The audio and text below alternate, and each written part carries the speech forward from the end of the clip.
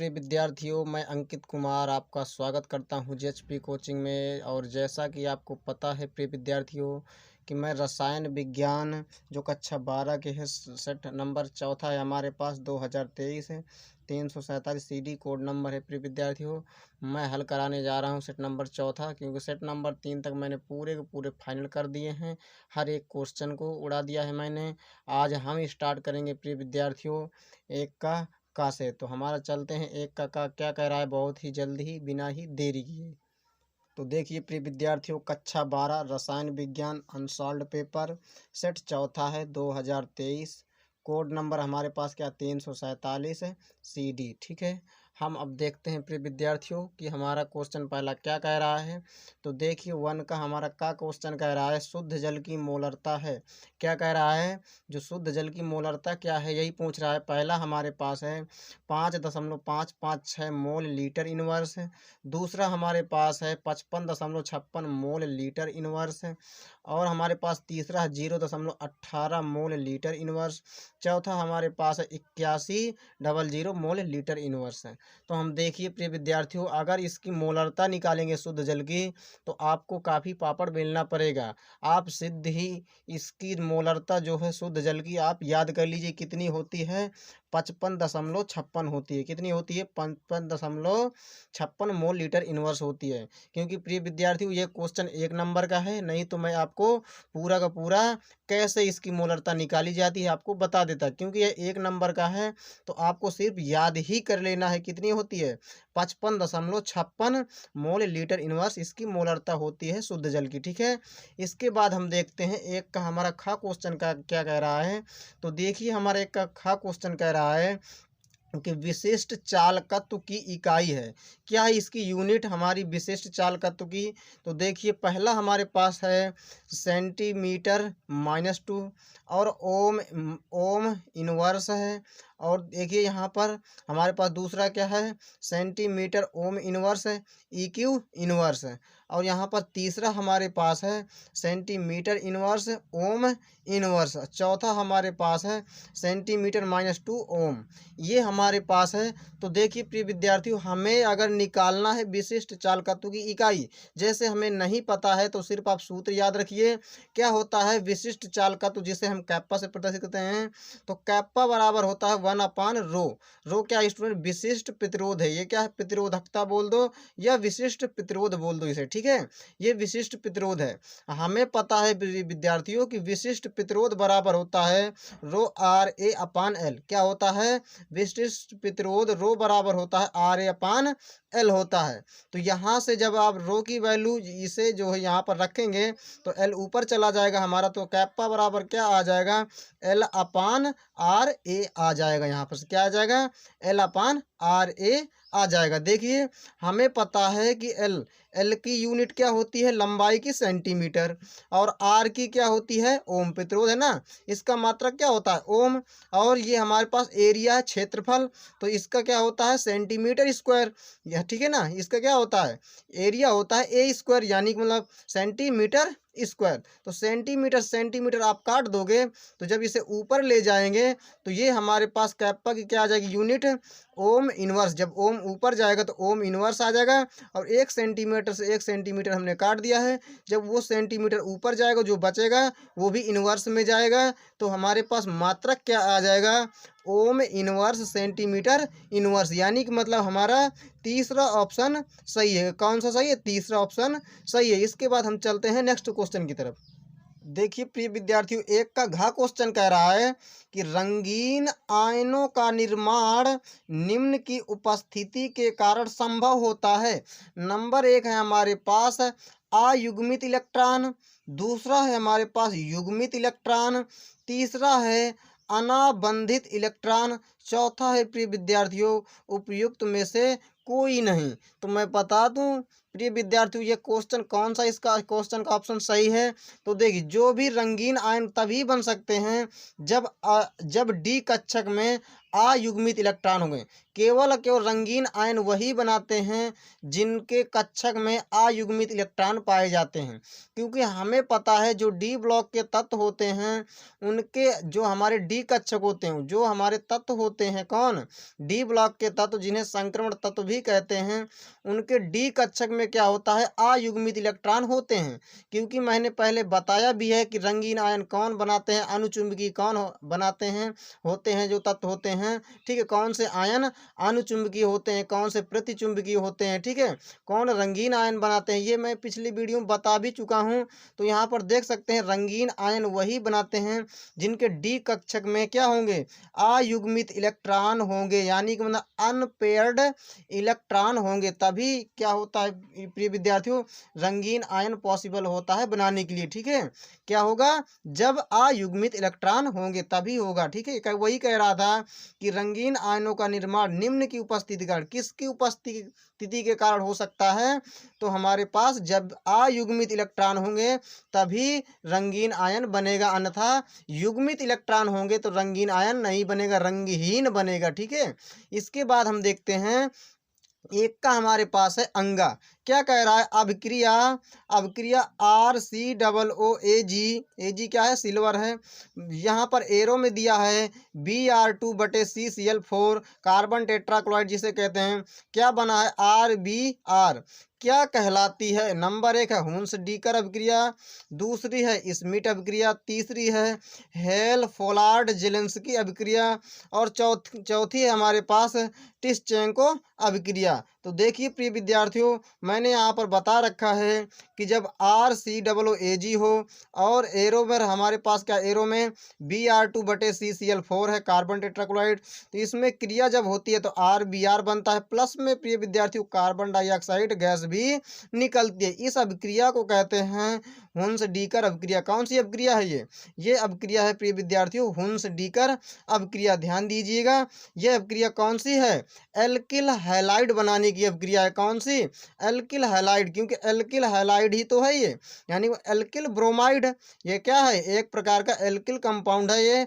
Alkyl halide जिसे कहते हैं। ये एल्किल हैलाइड हमारा बन चुका है, तो हमारा कौन सा ऑप्शन सही है, ऑप्शन हमारा फर्स्ट यहाँ पर सही है। तो देख सकते हैं यहाँ पर। इसके बाद देखना है प्रिय विद्यार्थियों कि हमारा एक कच्चा क्वेश्चन क्या कह रहा है, कह रहा है कि एमिनो अम्ल निम्न के निर्माण की संरचनात्मक इकाई होती है। किसकी निर्माण की संरचनात्मक इकाई होती है।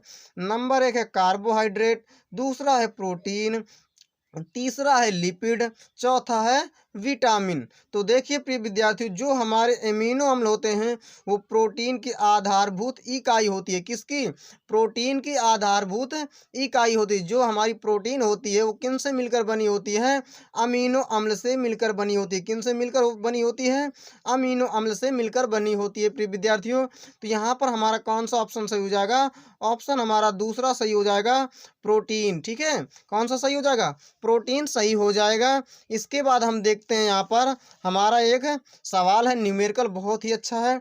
क्या कह रहा है, 2 का खा कि एक अवाष्पशील विलेय पदार्थ जिसका मोलर द्रव्यमान कितना है, 40 ग्राम बटे मोल है, ठीक है। मोल के उस द्रव्यमान की गणना कीजिए जिसको 114 ग्राम ऑक्टेन में घोलने पर उसका वाष्प दाब 80% तक कम हो जाए। तो देखिए प्रिय विद्यार्थियों, यहाँ पर मैं बता दूं कि इसमें किसकी किसकी वैल्यू दे रखी है। तो देखिए, जो हमारे पास अवाष्पशील विलेय है ना, अवाष्पशील विलेय का मोलर द्रव्यमान दे रखा है, यानी कि मतलब m का मान, ठीक है ना, स्मॉल m का मान दे रखा है। लेकिन यहाँ पर देख सकते हैं कि उस द्रव्यमान की गणना कीजिए कह रहा है। अवाष्पशील पदार्थ का मोलर द्रव्यमान तो है, लेकिन इसी का कह रहा है कि एक अवाष्पशील विलेय पदार्थ जिसका मोलर द्रव्यमान इतना है, ठीक है, m का मान, कि उस द्रव्यमान की गणना कीजिए, कह रहा है जिसको 114 ग्राम ऑक्टेन में, ये ऑक्टेन में घोलने पर, ऑक्टेन में अगर घोला जा रहा है तो ऑक्टेन क्या है, ऑक्टेन हमारा विलायक होगा। ठीक है, विलायक का हमारे पास क्या है, भार दिया हुआ है। ऑक्टेन का भार कितना, 114 ग्राम है।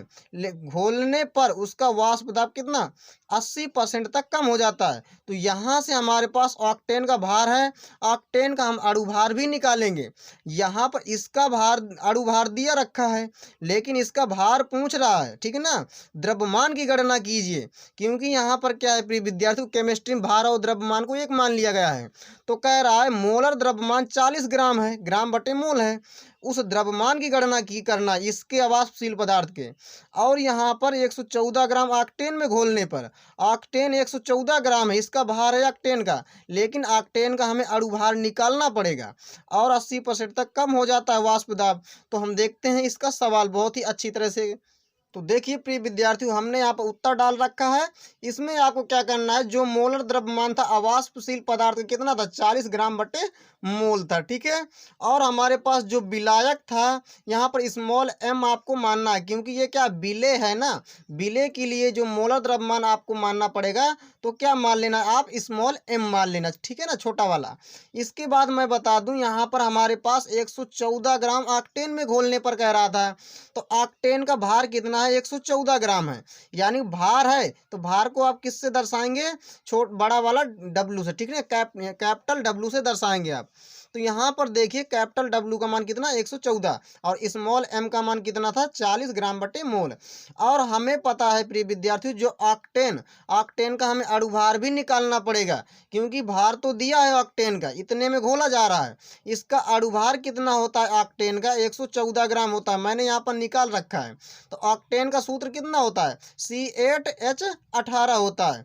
तो यहाँ से कार्बन का परमाणु भार कितना होता है, 12 होता है। कितने कार्बन है, 8 हैं। हाइड्रोजन का 1 होता है, कितने हाइड्रोजन, 18। आप जब गुणा करेंगे, इसका इसके गुणा साथ गुणा करेंगे और जोड़ देंगे, कितना आ जाएगा, 114 आ जाएगा। तो मैंने यहाँ पर निकाल रखा है, कितना होता है इसका अणु भार, 114 होता है। आप यहाँ से भी देख सकते हैं, ठीक है। इसका हमारा किसका अणु भार है, ये आ गया है ऑक्टेन का। और हमें कह रहा था मोलर द्रव्य यानी द्रव्यमान की गणना कीजिए, तो ये हमें जो जिसका मान पूछ रहा है, ये अवाष्पशील पदार्थ का क्या है, अवाष्पशील जो विलेय पदार्थ है उसका भार है पूछ रहा है, क्योंकि अणु भार दे रखा है 40 ग्राम, लेकिन भार पूछ रहा है, तो हमें भार की गणना करना है, ठीक है ना। तो हमें पता है प्रिय विद्यार्थियों कि राउल्ट के नियमानुसार एक सूत्र होता है, क्या होता है, P0 minus P S upon P0 बराबर होता है स्मॉल डब्लू गुणे कैपिटल एम बटे कैपिटल डब्लू गुणे स्मॉल एम। तो ये हमारा क्या होता है प्रिय विद्यार्थियों, सूत्र होता है। जो हमारे पास P0 है, ये विलायक का वाष्प दाब है, ये PS है प्रिय विद्यार्थियों, विलयन का वाष्प दाब है। ध्यान दीजिएगा बहुत ही अच्छी तरह से, ठीक है। तो देख सकते हैं यहाँ पर जो P0 का मान है वो हमारे पास 100 है, और PS कितना हमारे पास, वाष्प दाब 80% तक कम हो जाए, इतना कह रहा था, कम हो गया है। तो जो जितना कम हो गया है उसे आप मानेंगे विलयन का वाष्प दाब, ठीक है ना। तो ये PS का मान कितना है, 80, अब बट्टे हमारे पास कितना है, 100, इसका कितना है, विलायक का वाष्प दाब है 100, ठीक है। इसके बाद देख सकते हैं प्रिय विद्यार्थियों, जो W का मान कितना है, इस W का मान तो पूछ रहा है, तो हम यहाँ पर इसका मान हमें निकालना है, और गुणे M का मान कितना, 114 है हमारे पास, बटे इस W का मान कितना है, 114 है, और यहाँ पर गुणे हमारे M का मान कितना है, इस वाले का 40 है, यहाँ पर देख सकते हैं आप। इसके बाद जब घटा देंगे तो कितना बचेगा, 20 बट्टे में हमारे पास 100 आ जाएगा, क्योंकि कह रहा कम हो गया है। तो अगर कम हो गया है तो आपको क्या करना, 100 में 80 घटा देना, यानी 20 बटे 100 कर देना है। टोटल 100% की बात हो रही है यहाँ पर। तो 100 में 80% अगर कम हो गया है तो कितना बचा होगा, 20% तो बचा होगा। आप ऐसे भी आप कर सकते हैं, अगर आप इतना नहीं कर सकते हैं तो आप ऐसा भी कर सकते हैं, अगर आपको ये नहीं करना हो। वो कह रहा है 80% तक कम हो गया है, कम हो जाए कह रहा ना। अगर 80% कम हो जाएगा तो 20% ही तो बचेगा। टोटल 100% की बात होती है, तो 100% में अगर 80% कम हो जाए तो कितना बचेगा, 20%। तो 20% हटाएंगे तो 100 आ जाएगा। अगर आपको इतना नहीं करना है, ठीक है ना, क्योंकि टोटल 100% की बात होती है। तो यहाँ पर देख सकते हैं अगर 80% कम हो गया है तो 20% बचेगा, अब परसेंट हटाएंगे तो 100 आ जाएगा। और यहाँ पर भी देख सकते हैं आप 114 से 114 आप काट देंगे तो डब्लू बटे कितना बचेगा, 40 बचेगा ना। यहाँ पर 20 × 5 = 100 हो जाएगा तो 1/5 बचेगा और डब्लू बटे 40, 5×8 = 40 हो जाएगा। और कैंची गुणा करा देंगे तो कितना आ जाएगा डब्लू का मान, स्मॉल डब्लू का मान आ जाएगा 8 ग्राम। यही आपका क्या है प्रिय विद्यार्थियों, आंसर है। आपको किसके नियम अनुसार चलना है, राउल्ट के नियम अनुसार चलना है। और ये जरूर याद रखिएगा, मान निकालना है आपको पता भी होना चाहिए। ये जो हमारे पास है ये किसका, अवाष्पशील विलेय का मोलर द्रव्यमान है और इसका भार पूछ रहा था, ठीक है ना, इसका भार पूछ रहा था, इसका अणु भार दिया था मोलर द्रव्यमान। और यहाँ पर जो बिले जो हमारे पास विलायक था उसका भार दिया था ऑक्टेन का, कहना तो घोलने पर ऑक्टेन में घोला जा रहा है तो ऑक्टेन क्या होगा, ऑक्टेन हमारा होगा विलायक, ठीक है ना। और इसका अणुभार भी निकाल लेना आप ऑक्टेन का, ध्यान रखिएगा, क्योंकि अणुभार निकाल कर नहीं देगा, आपको सूत्र पता होना चाहिए। और बस आपको क्या करना है, इसी सूत्र में इसी फॉर्मूला में आपको पुट कर देना है वैल्यू, आपका आंसर आ जाएगा। इसके बाद हम देखते हैं नेक्स्ट क्वेश्चन। देखिए प्रिय विद्यार्थियों, 2 का ग क्वेश्चन कह रहा है कि निम्नलिखित सेल के मानक ईएमएफ की गणना कीजिए, ठीक है ना। ये क्या है, विद्युत वाहक बल, यह ईएमएफ विद्युत वाहक बल की गणना कीजिए कह रहा है। हमारे पास दिया भी है Zn बटे Zn2+ और हमारे पास है Cu2 और बटे Cu, ये है हमारे पास, ठीक है, Cu2+ बटे Cu।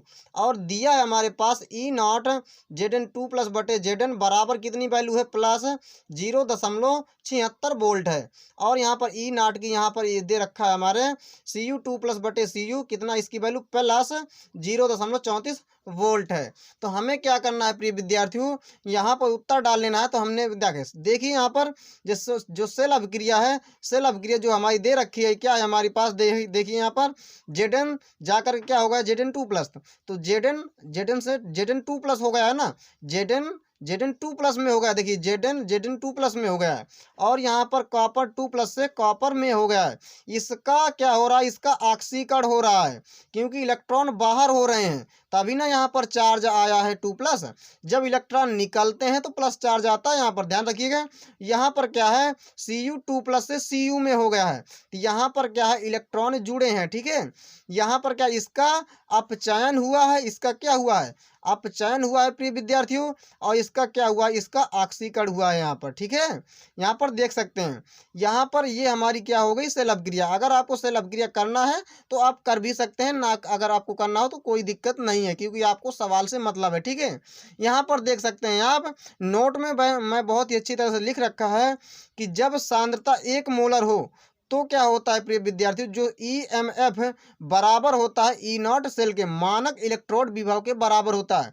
जो सेल का विद्युत वाहक बल होता है ईएमएफ किसके बराबर होता है, मानक इलेक्ट्रोड विभव के बराबर होता है। कब, जब सांद्रता 1 मोलर दी हो, किनकी, ये जो हमारे पास है Zn2+ Cu2+, अगर इनकी सांद्रता 1 मोलर अगर हो तब ये कंडीशन आपको लगा देना है, इसी के अनुसार, ठीक है, काम कर देना है आपको। तो हम जानते हैं प्रिय विद्यार्थियों कि हमारे पास फार्मूला होता है E0 सेल बराबर E0 cathode minus E0 anode, ये हमारा एक फार्मूला होता है। यह आप कर सकते हैं ईएमएफ बराबर ये E0 cathode minus E0 anode, यह आप कर सकते हैं E0 सेल बराबर E0 cathode minus E0 anode, क्योंकि दोनों ही बराबर होते हैं। कब, जब हमारे पास सांद्रता 1 मोलर हो। यहाँ पर क्या है प्रिय विद्यार्थियों की सांद्रता दी ही नहीं है, ठीक है ना, क्योंकि वो देना ही भूल गया है। इसमें सांद्रता भी देना चाहिए, अगर नहीं भी दी हुई है तभी आप एक मान सकते हैं, ठीक है ना। अगर एक मान लेंगे तो कोई फर्क पड़ने वाला नहीं है। तो यहाँ पर देख सकते हैं, तो क्या है प्रिय विद्यार्थियों, एक सूत्र यह भी होता है, एक तो सूत्र हमारा यह भी होता है, एक सूत्र यह भी होता है प्लस वाला भी। कब, तो E0 सेल बराबर E0 anode plus E0 cathode, एक प्लस वाला भी होता है, एक माइनस वाला। अब मैं बताऊं यहाँ पर आपको कि दोनों सूत्र कैसे आपको इस्तेमाल करना है।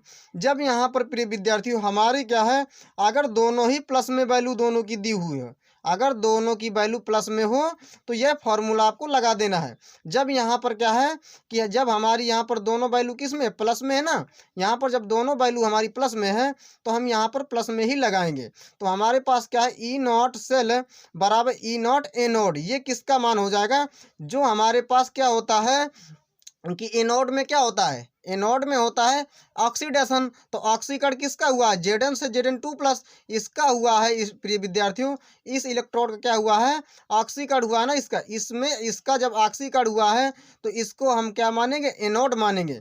ये इसका जो मान है ये क्या, ये एनोड का मान है, ये क्या है, कैथोड का मान है। जिसमें ऑक्सीकरण होता है वो हमारा एनोड होता है, और जिस सेल में क्या होता है, ये अपचयन होता है, वो हमारा क्या होता है, कैथोड होता है। तो देखिए यहाँ पर ये हमारा एनोड का मान है कौन, ये Zn2 प्लस जो हमारे पास था, ठीक है ना। ये हमारा किसका मान है, 0.76 वोल्ट। तो ये हमारा एनोड का मान हो जाएगा प्लस, ये कैथोड का मान हो जाएगा प्रिय विद्यार्थियों कितना है, 0.34। जब इसे आप ऐड कर देंगे तो ई नॉट सेल का मान कितना निकल आएगा, 1.10 वोल्ट, ठीक है ना। 1.10 वोल्ट यहाँ पर हमारा आंसर आ जाएगा। क्या है, EMF कह दो या ई नॉट सेल कह दो, ठीक है, क्योंकि दोनों ही क्या होते हैं, आपस में इक्वल होते हैं। तो यहाँ पर क्या है प्रिय विद्यार्थियों, ये हमारा सूत्र यहाँ पर लग चुका है। और यह सूत्र आपको कब लगाना है, जब हमारा एनोड माइनस में दिया हो। अगर ये वैल्यू अगर हमारी माइनस में होती प्रिय विद्यार्थियों तो आपको यह सूत्र लगा देना था, ठीक है ना। आप क्या करते हैं, अगर हमारी ये जो एनोड की वैल्यू है ये किस में दी होती, अगर माइनस में यहाँ पर दी होती तो आप यहाँ पर रख देते इस सूत्र में, कैथोड का मान कितना रख देंगे, 0.34 आप यहाँ पर रख देंगे। अब माइनस एनोड की वैल्यू अगर यहाँ माइनस होती तो माइनस माइनस प्लस हो जाता, तब भी आपका आंसर यही आता। यहाँ पर आप डाउट में मत पड़िएगा, ठीक है ना। अगर यहाँ पर इसकी वैल्यू अगर आप माइनस में ले लेंगे तब हमारा आंसर क्या आ जाएगा, तब भी यही आएगा।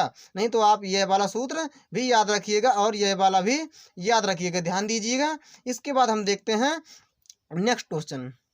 तो देखिए प्रिय विद्यार्थी, तीसरे का हमारा क्या कह रहा है, कोल राउस का नियम क्या है, इसका एक अनुप्रयोग उदाहरण सहित लिखिए। तो ध्यान दीजिए, आपको उत्तर डालना है, लिखना इसमें, अनंत तनुता पर वैद्युत अपघट्ट की मोलर चालकता विलयन में उपस्थित धनायनों तथा ऋण आयनों की मोलर चालकताओं के योग के बराबर होता है। यह हमारा क्या है, नियम है।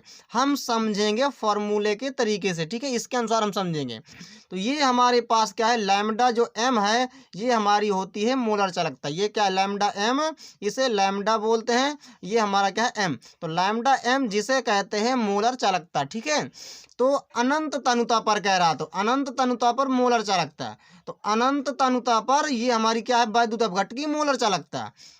विलयन में उपस्थित धनायनों तथा ऋण आयनों की मोलर चालकता, विलयन में उपस्थित धनायनों, ये धनायनों और ऋण आयनों की मोलर चालकताओं के योग कि क्या है, बराबर होता है। यही तो है जो हमारी अनंत तनुता पर वैद्युत अपघट्ट की जो मोलर चालकता है, विलयन में उपस्थित धनायनों और ऋण आयनों की मोलर चालकताओं के योग क्या है, बराबर है। यही तो लिखा है कि जो है अनंत तनुता पर वैद्युत अपघट्ट की मोलर चालकता, ये अनंत तनुता पर वैद्युत अपघट्ट की क्या है, मोलर चालकता है।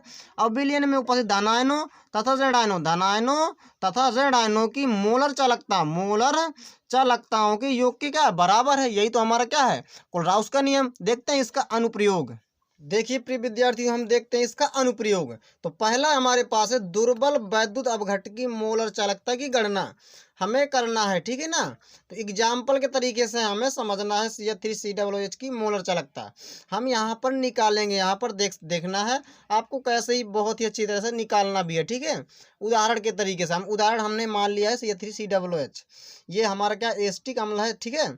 तो यहाँ पर देख सकते हैं हम कि क्या है प्रिय विद्यार्थियों, अगर हम इसकी मोलर चालकता देखिए क्या है, ये हम अनंत तनुता पर, ये क्या है, अनंत तनुता पर क्या है, ये मोलर चालकता है किसकी, CH3COOH। जब हम इसे तोड़ेंगे प्रिय विद्यार्थियों तो तोड़ेंगे क्या होगा, ये हमारा क्या मोलर चालकता और क्या है, ये अनंत है, अनंत तनुता पर है ना। और क्या जब इसको तोड़ेंगे तो अपने आयनों में टूट जाएगा, क्या CH3COO माइनस में टूटेगा और H प्लस में टूट जाएगा। तो ये क्या lambda m infinity CH3COO minus plus lambda m infinity और H प्लस, ये हमारी दोनों ही टूट चुके हैं यहाँ पर।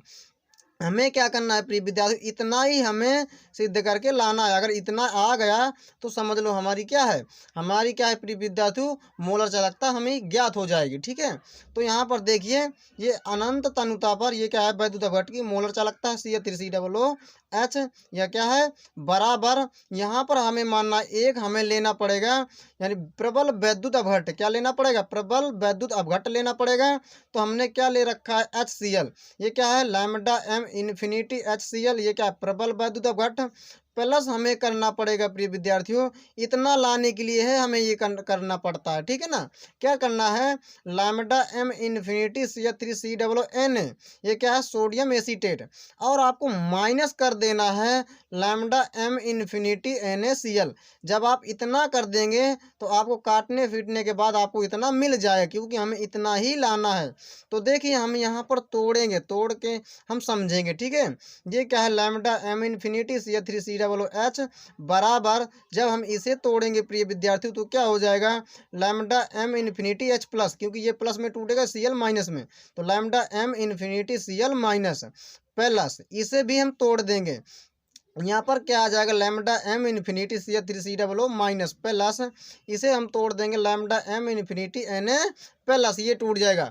और यहाँ पर देखिए इसे हम तोड़ेंगे जब, तो एक तो हमारा प्लस में टूटेगा और ये भी हमारा प्लस में टूटेगा। जब हमारा माइनस चिन्ह अंदर में जाएगा तो दोनों को माइनस कर देगा, क्योंकि ये हमारे दोनों ही प्लस में टूटेंगे। ठीक है ना, दोनों ही जब प्लस में टूटेंगे, ये चिन्ह हमारा माइनस का है ना, तो माइनस वाला जब अंदर जाएगा तो हमारा उसको भी क्या कर देगा, माइनस कर देगा। तो lambda m infinity Na plus, ये Cl माइनस जो है, जो Cl माइनस है ये हमारा प्लस में टूटता, लेकिन माइनस के कारण क्या हो जाएगा, जब माइनस अंदर जाएगा कोष्टक के तो इसे भी क्या कर देगा, माइनस कर देगा प्लस वाले को। ठीक है, तो lambda m infinity Cl minus में हमारा टूट जाएगा। ठीक है, और यहाँ पर देख सकते हैं जो हमारा ये हमारा lambda m infinity Na plus है और ये हमारा minus lambda m infinity Na plus है, ये दोनों ही आपस में कैंसिल हो जाएंगे। ठीक है, और हमारे पास क्या है, minus lambda m infinity Cl minus है, और ये हमारे पास है lambda m infinity lambda m infinity Cl minus, ये हमारे पास प्लस में है, ये हमारा माइनस में, ये भी हमारे कैंसिल हो जाएंगे। तो क्या बचेगा, lambda m infinity H plus, और क्या बचेगा प्रिय विद्यार्थी, lambda m infinity CH3COO minus. तो देखिए वही बचा है ना यहाँ पर, तो इतना हमें लाना था, इतना हमारा सिद्ध हो चुका है। यही हमारा एग्जाम्पल है प्रिय विद्यार्थियों, आपको यही करना है। ये टोटल हमारा क्या x है, ये y है, आपको माइनस कर देना है z, तो हमारा इतना आपको निकल के आ जाएगा आपका। ठीक है, आपको ऐसा करना ही पड़ेगा। तो देखते हैं इसके बाद तीसरे का हमारा खाक क्या कह रहा है कि H2SO4 के कोई दो निर्जली कारक गुण बताइए, यही कह रहा है ना। हमारे पास यहाँ पर उत्तर डाल रखा है मैंने। गुण है हमारा पास पहला गुण है, देखिए पहला गुण क्या कह रहा है, C2H5OH सांद्र H2SO4 की उपस्थिति है, कॉन्सेंट्रेट, और 160 या 170 डिग्री सेल्सियस तापमान हमने यहाँ पर रखा है।